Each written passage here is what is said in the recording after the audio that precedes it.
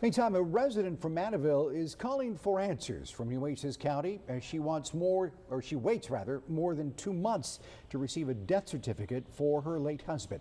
3 News reporter Mariah Gallego spoke with her and found out why this has been delayed by the medical examiner's office. And she joins us now with that report. So Mariah, what have you learned? Right, Leslie and Rudy, the lady I spoke with, she told me her husband became sick. He had his kidney removed in Victoria, and then they came home back to Annaville. Sometime after, though, he worsened and died on March 30th. Once he got here, he was fine for a couple of days, but then he started getting sick. Adelida Sanchez recounts the days leading up to her husband's death. I had to call the fire department because he fell off the bed. And they had to come help me put him back in bed.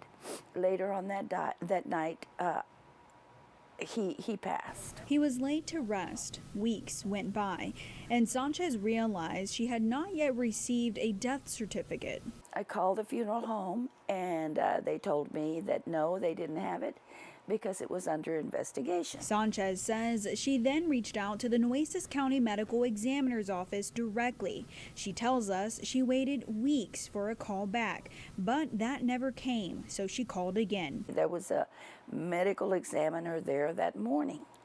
She told me that she would see if he would sign off on the death certificate. And she put me on hold. Then she comes back on the phone and she said, the medical examiner said no. No one wants to touch Dr. Shaker's cases. The former chief medical examiner, Dr. Adelida Sanchez, was arrested earlier this year on a number of charges.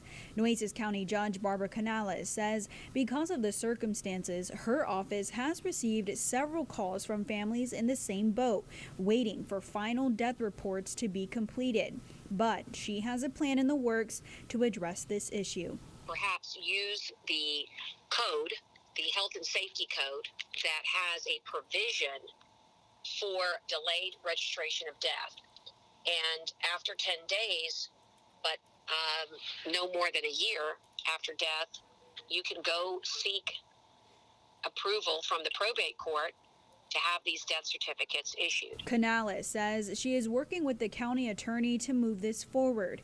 It would allow for families waiting on a death certificate to receive a limited certificate confirming a death. My intention is not to have these families suffer, but rather to help them in a way that gets them the closure that they need. In the meantime, Canales says county commissioners did hire and approve a company that will come in and finalize these lingering death reports. The issue, though, is that this will take some time, and she doesn't want these families to have to wait any longer. She did tell us there are about 90 unfinished death reports. Leslie, Rudy. 90. Wow. Certainly think